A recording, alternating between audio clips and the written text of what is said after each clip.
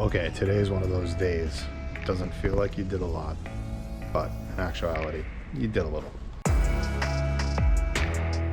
Well, you guys wanted to see every little activity that is being done for a van build, so I figure, hey, I'll just do a series on the Econoline, start to finish. This video is going to be pretty much the start of the entire process. So right now, I'm actually going to get coffee because I forgot to make some.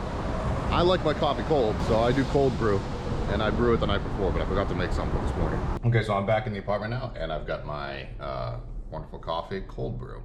Nitro, actually. Before we get into the rest of the building, or the first part of the building of the van, I've talked many times about getting an electric truck. I did say that I put money down on an F-150 Lightning, which is the $4 electric. However, everybody's been talking about this ReLion. I've known about the ReLion for years now, but the price tag was always way too high for me. It is still way too high for me. I only live once, so I'm probably gonna go with the ReLion now. Probably gonna put the deposit down before this video comes out. I love this forest green that's on this computer screen right now. After doing the Jeep Gladiator last winter, I will talk more about that in this video. I am probably not going to do another overland build. Will I have another overland vehicle? Yes. I loved going out and camping with a truck for a night or two, whatever it is. ReLion offers a $5,000 upgrade, which is very worth it because I looked at the specs on it, and it's a pull-out like kitchen that comes out the side. It is phenomenal. It's gonna be a daily driver for me. It's gonna be a camping rig going out into the woods outside of Portland, maybe out to the beach, whatever it is. So I'm really just making those decisions now. Back to what we were talking about. First things first, when it comes to doing your van, and I talked about this in the design video, is want to have some sort of Excel sheet to have a bunch of your products ready to go. You want to hit the ground running with your products. I always talk about building from the outside in, so outside products, which are windows, vents, any like racks, you know, things like bumpers you can put on later, things like that. But you want to do any hole cutting first. Windows are on massive back orders, so it's going to be a little difficult. So you want to get those orders in on your windows pronto. Shipping and receiving is ridiculous.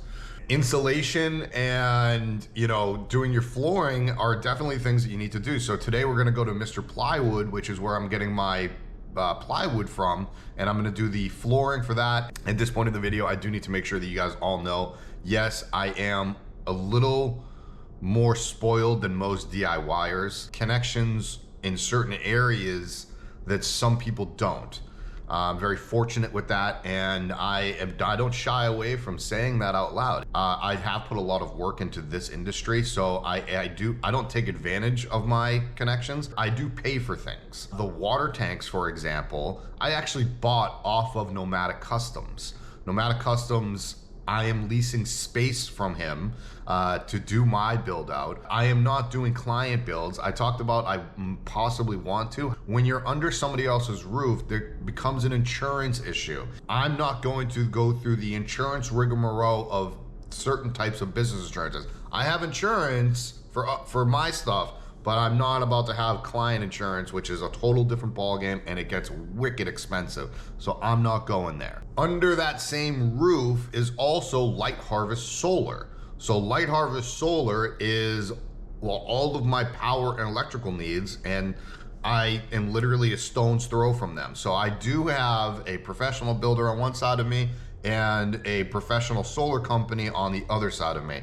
I am completely spoiled, and I'm, again, not shying away from that. Which brings me to the next point of, if you are going to be doing your own DIY van build or bus build or shuttle bus or Honda Element, whatever it is, make sure that you have the space to do it. Pick the right season. Pick your seasons on when you're gonna be doing your build. If you are outside, are you gonna have to lease space? Are you gonna be in somebody's driveway? Are you gonna be in your own driveway? Are you gonna be impeding on somebody else's livelihood?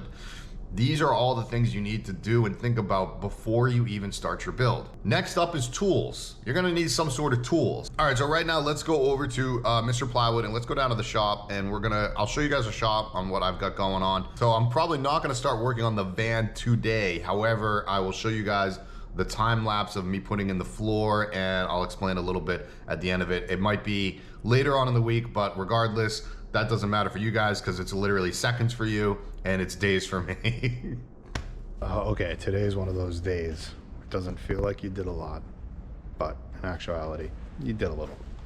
End of day one, I'm not as far as I want to be. I did pull up the floor that's sitting over there, and obviously I knew this was going to happen. It's a 2005 Ford. There was going to be some rust. Now, this actually is not that bad at all. It's only surface rust. I'm gonna go to the store, probably not tonight because it's getting late, but treatment things, either a wire bristle brush or a sander, something to just take off the surface rust, and then I'm gonna coat the whole floor like a Rust-Oleum.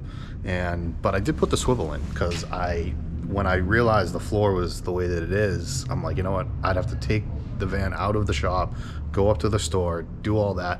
So instead of doing all that, I just was like, you know what, I gotta do something today. So I organized some more in my shop. I also put the swivel seat in. Swivel seat is actually pretty cut and dry. In this point of the video, I'm actually gonna explain here, this is not a tutorial type page. I've never been about tutorials. I am actually here as an underlying, like, try to inspire you. That's what I love to do, and that's what I've always strive for in my channel, is to inspire you guys that are really just uninspired. Also show you what is possible and give you ideas and all that good stuff. I will show you how to do certain things, but really it's 4 bolts to take out a swivel seat. So it's a lot easier than you think it may be. I bought that off of eBay, which was, I think it was 200 bucks. And I'll go over prices on all that good stuff as time progresses. Show you guys a little bit more here of the shop. I actually haven't showed you the shop at all, but there's all my tools organized. And to build out this table on casters, I have a table saw, small little table that holds tools as well, and everything behind me, which is all of this right here.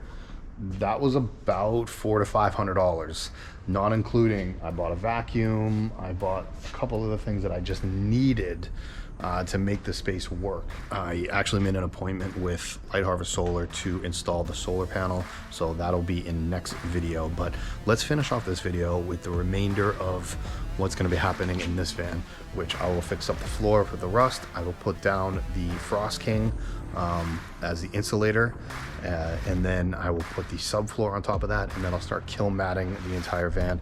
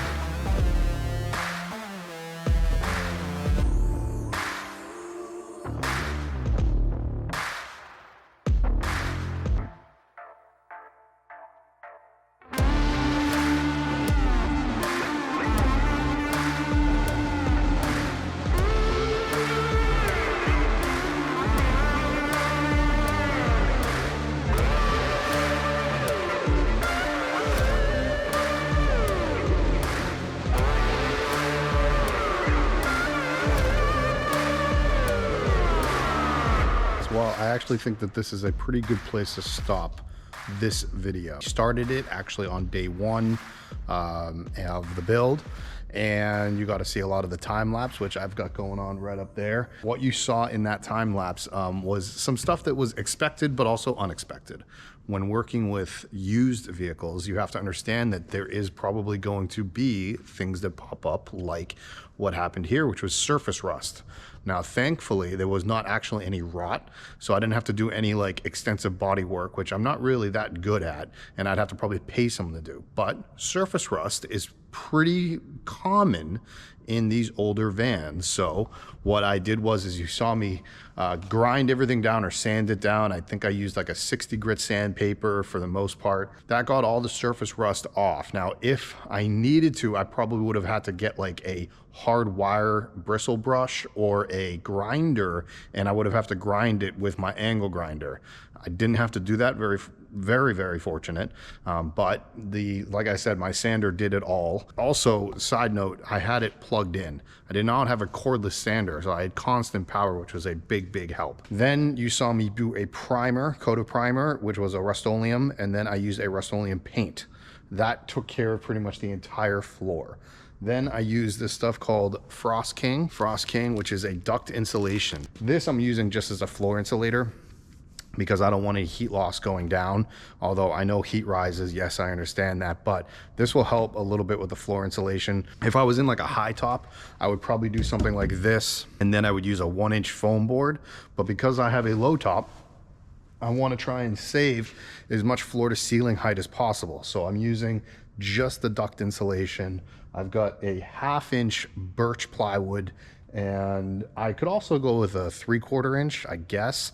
But 1/2 inch is sufficient. You can't see it on camera, but there's a massive dip right here. So honestly, what I might do is actually get some more of that insulation, that duct insulation that I've got, and I might put another layer here, and that actually might even out. The reason I wanted to stop the video here was because when doing this type of, you know, cutting out and things like that, I used the template of the floor that was in here, right? Which is really easy. I cut the first one, I'll cut that one later, and then I'll do the back later on. What the floor doesn't teach you or help you with is things like this, like how there's a little, you might not be able to see it. Let me get the light in here. That floor is going to hit that bolt if I go right up against the wall. Right now it's running into this little, I don't know what that is, but it's a little like piece of the van, right? So I have to cut that back 1 inch, probably 2 blade widths or 1/8 of an inch, and then I got another bolt over here.